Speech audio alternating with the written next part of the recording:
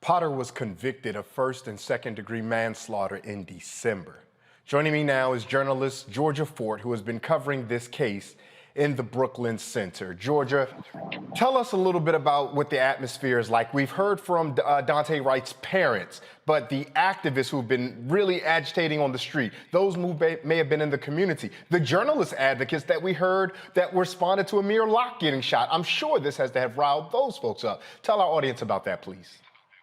Absolutely. Well, there was a large crowd that was gathered here just moments ago, but they all now have gotten in their cars and they're traveling over to the judge's home to hold a protest outside of her home for this sentence that they say is both unfair and a slap in the face to the Daunte Wright family. And you're absolutely right. The trauma here in Minneapolis is compounded, not just this sentencing, but also that's on the backdrop of the federal trial that's happening now for the other three officers who are charged with the murder of George Floyd. And then we know that Amir Locke was fatally shot and his parents said their final goodbyes at his funeral on Thursday. And so all of these things are compiling again, right? And what a lot of people don't know about the city of Minneapolis leading up to the murder of George Floyd was that there was a compounding of trauma that happened at that time with the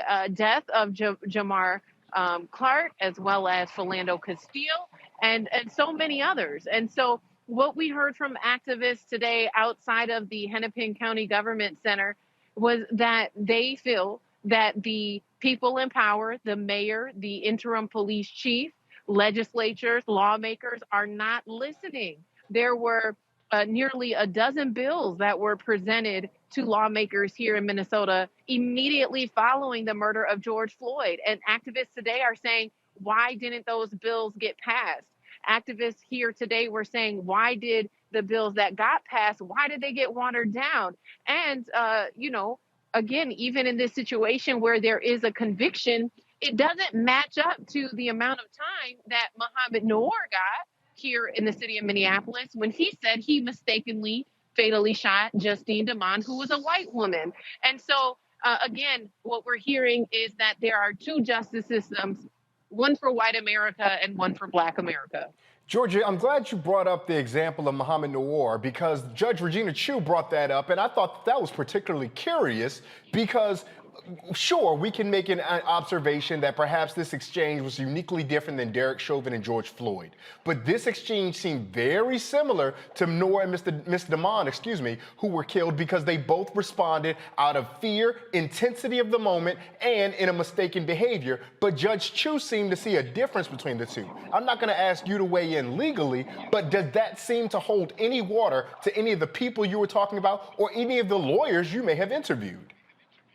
Well, even with Mohamed Noor, it was very convenient that there was an unraveling of justice in that case because he did appeal and he won his appeal. And so his sentence was reduced shortly before this trial started. And so a lot of people pointed to that because, and this is so significant from a legal standpoint, because Mohamed Noor's case was the precedent in both of these cases, right? Especially we heard it cited a lot in the Derek Chauvin trial. And so for Mohamed Noor to win his appeal, it unravels the foundation that specifically the Chauvin trial was set on. And so while these cases are very different, the details and circumstances are different, there, for the community at least, is an interconnectedness to the way in which the judicial system and the criminal justice system and the police department and how all of these components are working together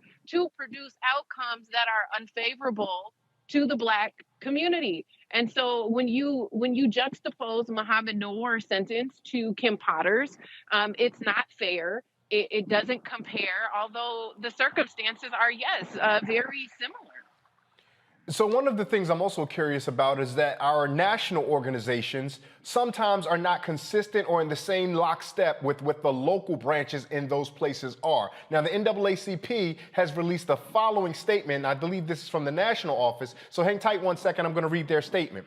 The NAACP says, stands with Wright's family in collective outrage as we witness yet another injustice in Minnesota.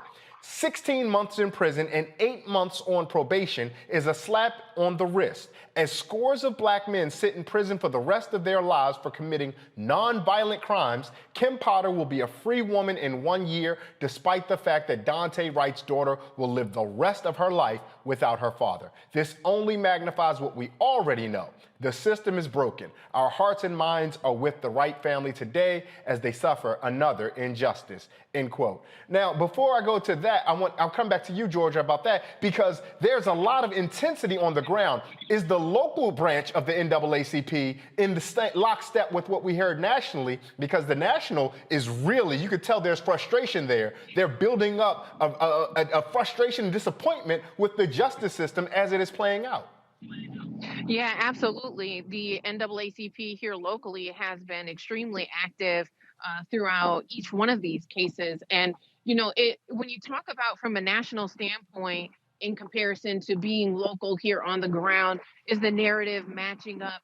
One thing I really, really want to point out is the simmering and the brewing of all of these things happening and the collective trauma that the community is experiencing. It's very parallel to what we were experiencing before the murder of George Floyd. And so the question becomes, if corporations and businesses don't want to see that level of destruction, then when are they going to intervene and start using their political power and their corporate power to get some of these bills passed, get some of the legislation that the community was presenting forward? When are they going to use their voice and offer resources even for the trauma that the community is experiencing? And so from a local level, yes, absolutely, the NAACP has been in lockstep with the community and the Wright family. And one thing I haven't heard much on a national level that I'm hearing locally is the idea of anti-Blackness in the Asian community, with Regina Chu being an Asian woman and this sentencing being so favorable to former officer Kim Potter. It has raised some questions within the activist community because there's been so much solidarity, and the protesters that we see come out is a very diverse group here in Minneapolis. But there has been this reoccurring question about anti-Blackness in the Asian community, and I think that this has reignited that conversation. I want to ask a little bit about that, Georgia. Are folks that you're talking to and engaging with, are they moving forward with a hostility toward Asian Americans, believing that there's anti-Blackness, or are they skeptical of anybody who is now buying into the justice system as it exists, because whomever is now an officer of the justice system is now reflecting the same anti-Blackness that our justice system is doing? Well, I wouldn't say that there's anger. I don't think people here are upset with the Asian community, but I think that there's been some pushback in the Asian community that anti-Blackness doesn't exist. It's not a thing within their community because they're also people of color. But I think in this instance, you're seeing a clear allegiance to white supremacy. You're seeing a clear allegiance to the sympathy and the empathy that Judge Regina Chu showed to Kim Potter today. And so I think it's reigniting the conversation that anti-Blackness is a real thing. And just because you're a person of color doesn't mean that you too can't have those values of anti-Blackness. Now, I'm going to bring a panel in after this question, but I've got one more question for you, Georgia, right before I go to the panel. When we saw the unrest after George Floyd and the rebellion after George Floyd, the weather actually was an important factor because the weather was comfortable enough that masses of people could get outside comfortably to get engaged in the protests. To ultimately, we saw what happened with the 3rd District Police Station. We can see you right now. It does not look comfortable, to be honest. And so do you think that the bitter cold of the weather will discourage the groundswell of human beings who would otherwise be involved in activist behavior?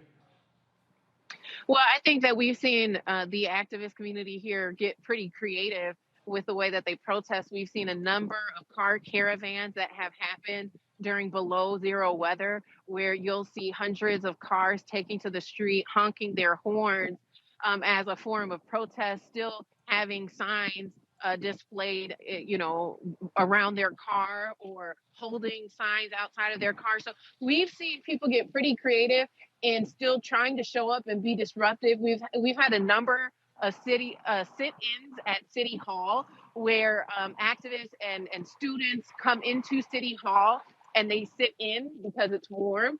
But in terms of the numbers outside, it's a little hard to say. Today is extremely frigid cold. However, about 2 weeks ago, there were thousands of people who came out in the frigid cold to demand justice for Amir Locke. And so it can be challenging to try and anticipate the pulse of these protests and when people are going to show up and what different factors, play a role. There's also been a number of communication disruptions that I've heard from activists who say that they will post an event on Facebook, a protest event specifically, and the time gets changed. And so people are confused about what time to show up.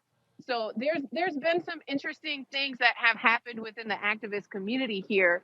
But in terms of numbers, I mean, just last week we saw thousands of people out in the street demanding justice for Amir Locke. And so we're going to continue following the community response to the Kim Potter sentencing. Like I said earlier, there was a number of people gathered here moments ago that have now left in a car caravan to the judge's house. So I'm actually going to head over there and live stream what that scene is like as soon as we get done. Real quick, before you go, tell folks where they can find and follow that live stream so they can also get up to date if they can't catch it right now because they're watching the show. But if they want to come back a little bit later and make sure they've taken a look at it, tell folks where they can find that. Absolutely. If you look up georgiafort.com, you can connect to all my social platforms, and we'll be live streaming to Facebook, YouTube, and Twitter. Georgia, stay warm. Go get somewhere warm. We thank you for being on the ground covering this. Enjoy your weekend. Absolutely. You as well. Thank you so much. Back to our Roland Martin Unfiltered video in just one moment.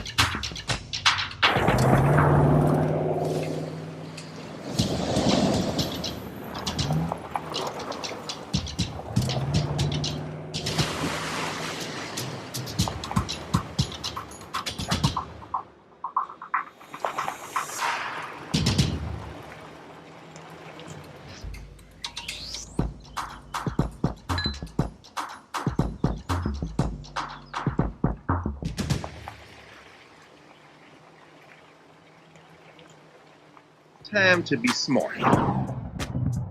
Roland Martin's doing this every day. Oh, no punches! Thank you, Roland Martin, for always giving voice to the issues. Look for Roland Martin in the whirlwind, to quote Marcus Garvey again. The video looks phenomenal, so I'm really excited to see it on my big screen. Support this man, Black Media. He makes sure that our stories are told. See, there's a difference between Black Star Network and Black-owned media and something like CNN. I got to defer to the brilliance of Dr. Carr and to the brilliance of the Black Star Network. I am rolling with Roland all the way. Honored to be on a show that you own. A black man owns the show. Folks, Black Star Network is here. I'm real revolutionary right now.